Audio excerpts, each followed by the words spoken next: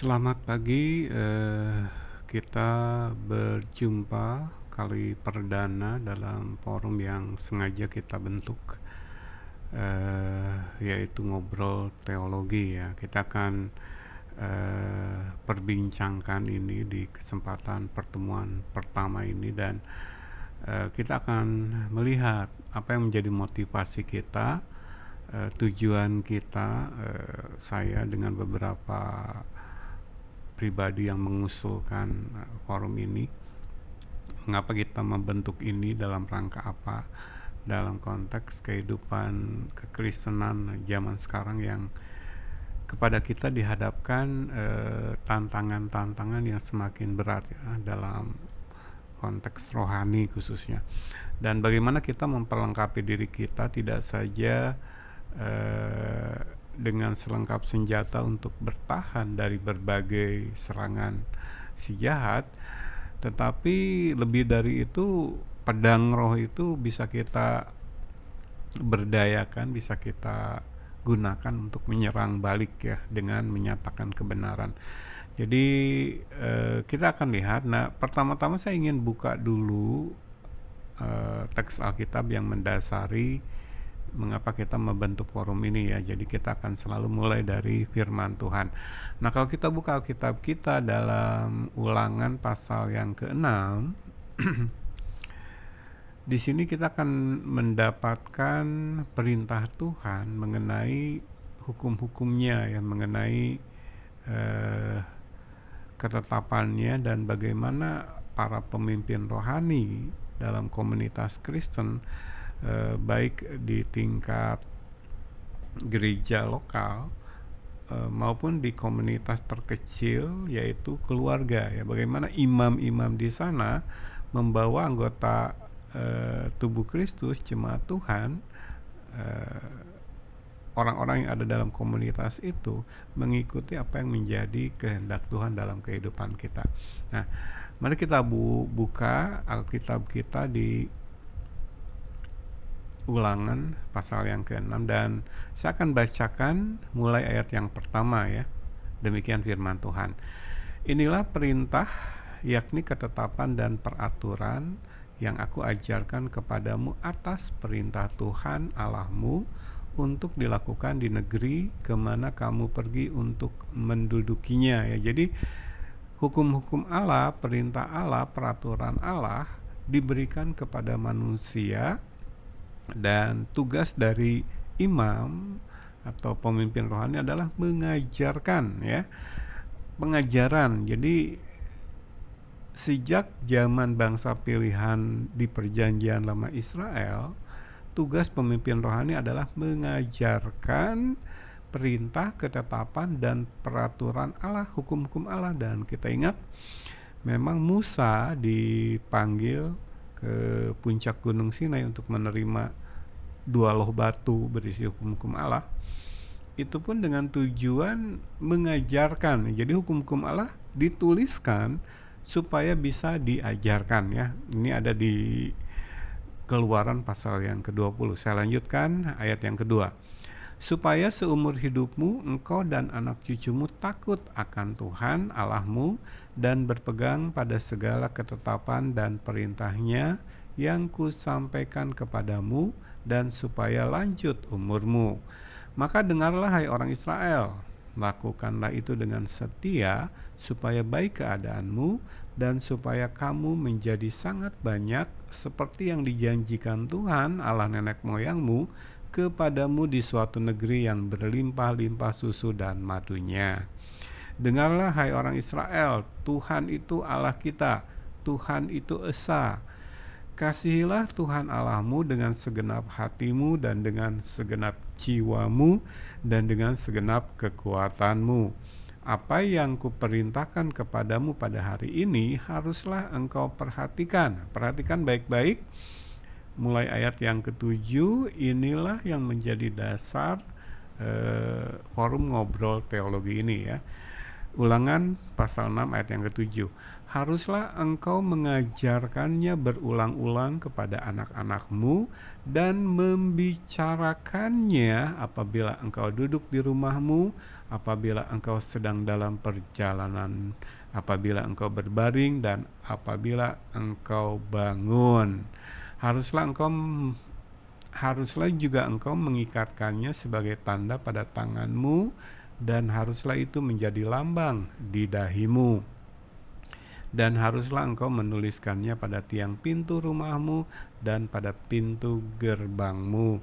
Maka apabila Tuhan Allahmu telah membawa engkau masuk ke negeri yang dijanjikannya dengan sumpah kepada nenek moyangmu, yakni Abraham, Ishak, dan Yakub, untuk memberikannya kepadamu, kota-kota yang besar dan baik yang tidak kau dirikan, rumah-rumah penuh berisi berbagai-bagai barang baik yang tidak kau isi, sumur-sumur yang tidak kau gali, kebun-kebun anggur dan kebun-kebun zaitun yang tidak kau tanami.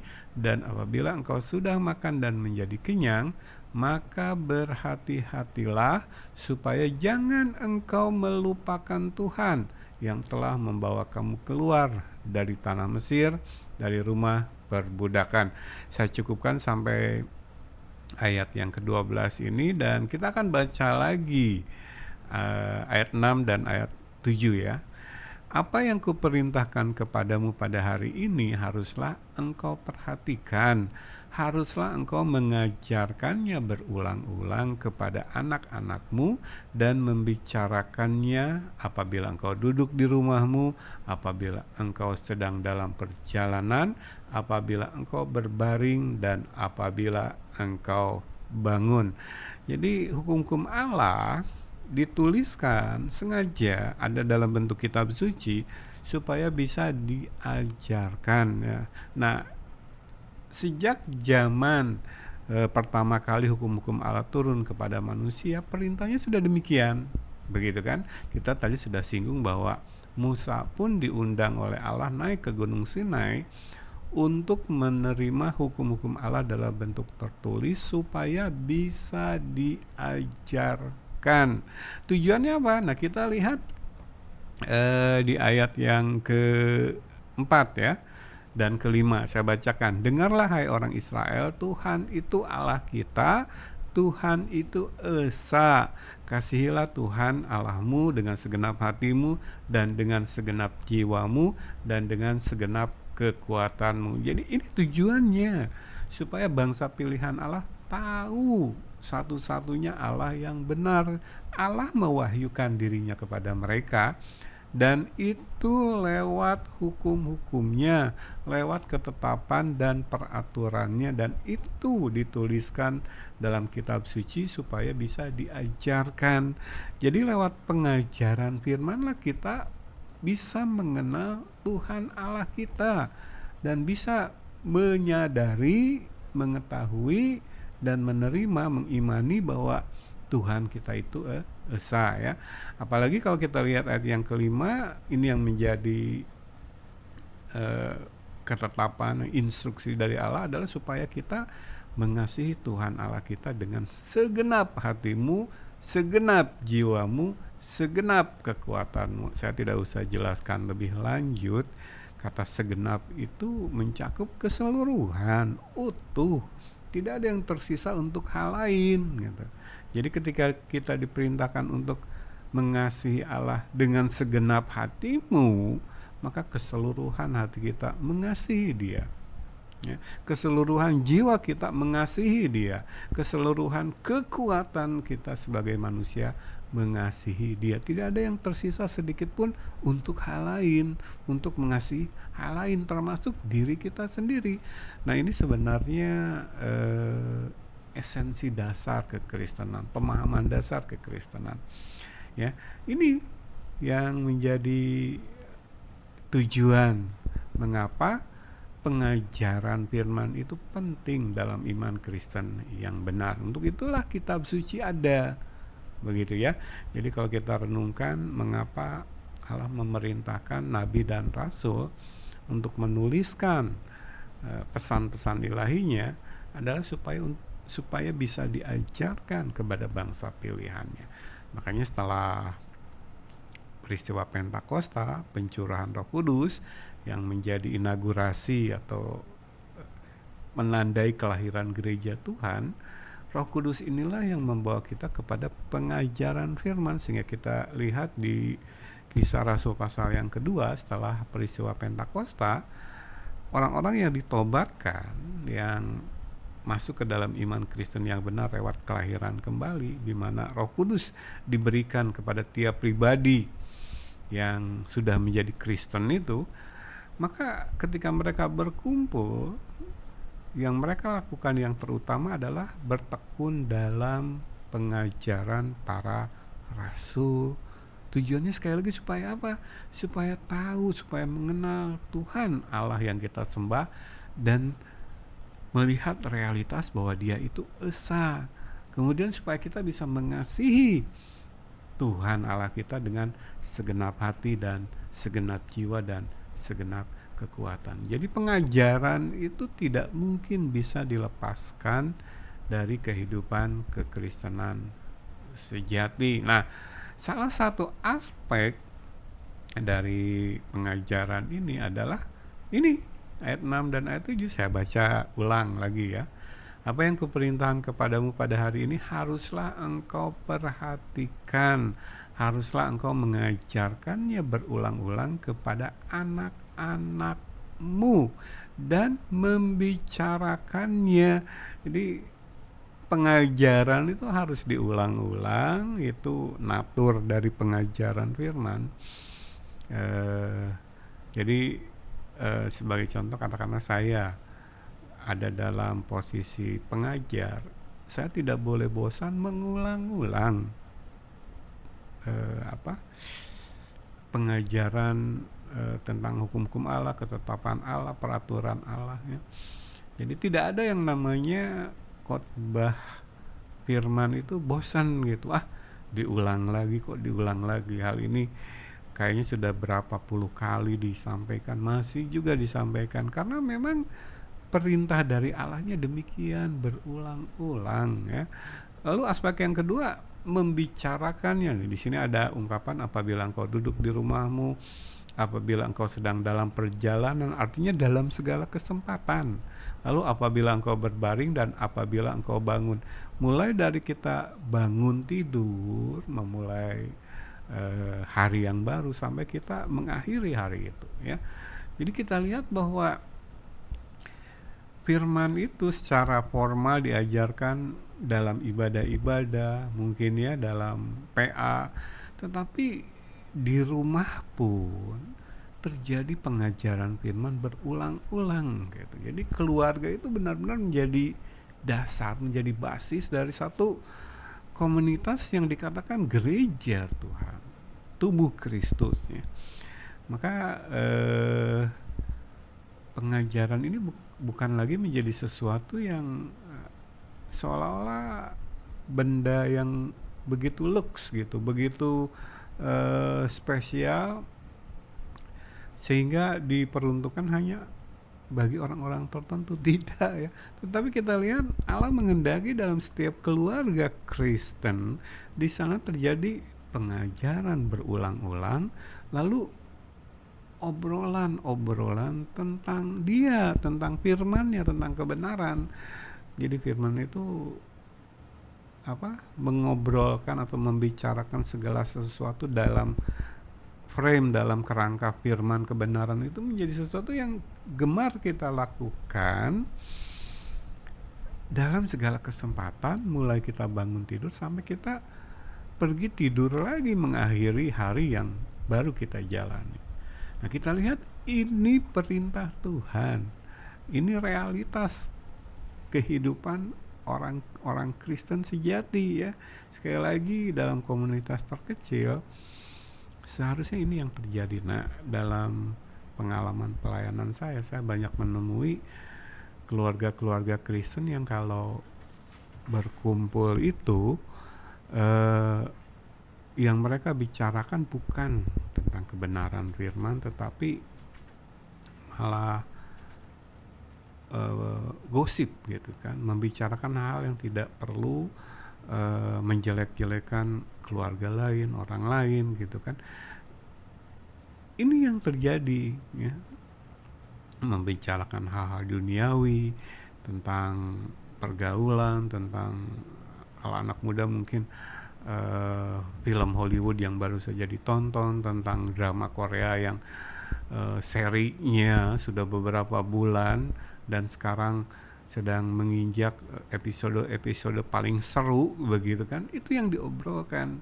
Nah, jarang dari kegiatan atau gaya hidup keluarga-keluarga Kristen ini yang saya lihat seperti yang diperintahkan Tuhan di Ulangan pasal 6 ayat yang ke-7 ini, ya, membicarakan firman. Nah, saya tidak tahu bagaimana umat Kristen sekarang, mereka yang mengklaim sebagai Kristen, mendapat bimbingan, arahan, pengajaran di gereja lokal mereka. Tetapi kalau dalam kehidupan sehari-hari, pengajaran dan obrolan firman itu menjadi sesuatu yang begitu jauh, begitu asing, kan kita bisa menangkap satu realitas menyedihkan apa yang terjadi dalam ibadah-ibadah kekristenan sekarang. Nah, mudah-mudahan dengan obrolan kita tentang teologi ini, kita kembali kepada inti dari kekristenan. Bagaimana Allah sejak mula memilih bangsa Israel sebagai bangsa pilihan, lalu Allah menghendaki ada satu tradisi ilahi, ya, divine tradition yang dikembangkan hidup dalam kehidupan dari umat pilihan ini, dan itu meresap sampai ke komunitas terkecil, yaitu keluarga gitu, dimana pengajaran firman yang berulang-ulang lalu obrolan tentang firman itu menjadi sesuatu yang itu kegiatan keseharian, dan kita sebenarnya melihat ini real terjadi dalam kehidupan gereja mula-mula di abad pertama, ya. Nanti kita akan lihat teksnya. Nah, inilah yang mendasari kita membentuk forum ini, yaitu Ngobrol Teologi. Sekali lagi, kita ingin menjadikan teologi itu sesuatu yang akrab dalam keseharian kehidupan kita, menjadi gaya hidup dalam keseharian kita, di mana pengajaran berulang-ulang lalu pembicaraan, obrolan tentang Allah itu ya menjadi keseharian kita. Nah, mungkin sengaja saya pasangkan slogan kita atau moto kita yang menggerakkan atau menjadi motivasi mengapa forum Ngobrol Teologi ini muncul, ya. Kalau dibaca di kalimat di bawahnya, di sana dikatakan, mari rebut teologi dari para ahli teologi dan menjadikannya hal rumahan. Ini kita ambil dari Ulangan pasal 6 ayat 6 sampai 9 yang baru saja kita lihat. Jadi saya ingin teologi itu sekali lagi bukan lagi satu hal yang di atas langit gitu, di awan-awan gitu, seolah-olah bagi kebanyakan orang Kristen sesuatu yang terlalu muluk lah, tidak perlu amat lah, ya. Nah, di sini saya tuliskan mari rebut teologi dari para ahli teologi. Tentu saja ahli teologi di sini dalam tanda kutip, ya. Jadi tidak ada sama sekali maksud saya untuk menafikan atau merendahkan, meniadakan peran-peran mereka yang memang ada dalam posisi sebagai ahli-ahli teologi, ya, sarjana-sarjana Kristen yang Allah pilih memang untuk menggali, mempelajari dengan mendalam kebenaran firman untuk kemudian dibagikan kepada umat Kristen, ya. Saya tidak sedang sekali lagi merendahkan atau menafikan, meremehkan mereka, ya. Jadi kalau pendidikan formal, katakanlah masuk sekolah tinggi teologi lalu menggeluti, mendalami firman Tuhan dalam berbagai aspek lah, dalam berbagai jurusannya, sampai kemudian meraih S1, S2, S3 atau gelar-gelar lain yang ada di sana, saya kira tidak masalah. Tetapi pendidikan formal seperti ini jangan sampai mengenyampingkan tujuan di awal tadi yang kita baca dalam Ulangan pasal yang ke-6. Jadi pribadi-pribadi yang memiliki kesempatan untuk menempuh pendidikan formal teologi, ingat baik-baik bahwa Anda sedang diperlengkapi untuk memperlengkapi jemaat Tuhan. Anda belajar firman Tuhan, mendalami firman Tuhan untuk supaya bisa mengajar umat Tuhan. Jadi seharusnya ibadah-ibadah gereja yang rutin kita lakukan itu diwarnai dengan begitu kental dengan pengajaran firman, bahkan kehidupan keluarga rumah tangga pun demikian, di mana suami sebagai imam di sana pegang peran utama. Ya, ingat loh, pengajaran berulang-ulang dan pembicaraan tentang firman Tuhan. Jadi moto ini saya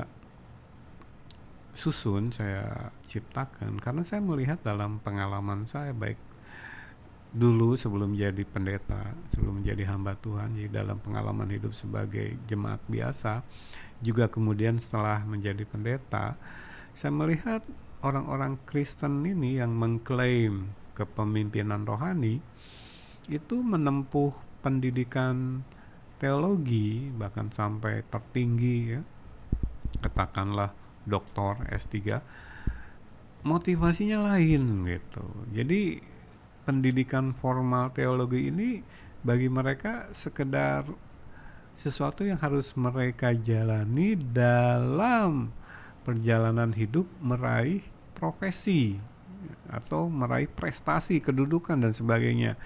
Jadi pendidikan teologi itu tidak lagi berbeda dengan pendidikan ilmu-ilmu lain yang sering kita sebut sebagai sekuler, itu ya, duniawi. Jadi mereka menempuh pendidikan itu sekedar supaya masa depan kehidupan di dunia ini lebih terbuka kesempatan untuk meraih ini, meraih itu, lalu menjalani profesi ini, profesi itu, lalu duduk dalam kedudukan katakanlah di organisasi ini itu gitu. Jadi sekedar bagian dari karir duniawi yang ingin mereka kejar dan raih di kehidupan di dunia ini. Nah, saya lihat para ahli-ahli teologi sekarang demikian gitu. Bahkan ironis, saya lihat ada seorang gembala katakanlah gereja lokal yang pendidikan teologinya sudah sedemikian tinggi, tetapi ketika dia naik mimbar setiap minggu, yang dibagikan ke jemaat itu cuman korek-korek permukaan gitu. Jadi ilmu yang dia dapatkan dalam perkuliahan yang dia jalani sekian tahun mungkin dengan pengorbanan katakanlah biaya yang tidak sedikit, waktu, tenaga, pikiran, itu buat apa gitu. Saya pertanyakan, lalu buat apa? Sedangkan dalam kekristenan itu seseorang menjadi katakanlah pemimpin rohani, pengajar firman, gembala, pendeta, itu dibekali untuk memperlengkapi, belajar untuk mengajar. Jadi saya sering pakai gambaran seperti toron air gitu, diisi tetapi untuk kemudian membuka keran-keran di bawahnya supaya apa yang diisi dalam kehidupannya kemudian bisa dibagikan kepada mereka di bawah. Demikian kan kalau kita melihat toron air, tempat penampungan air di rumah. Jadi seharusnya demikian, kita diberkati untuk memberkati. Apa yang kita dapatkan cuma-cuma dari Allah, lalu kita bagikan.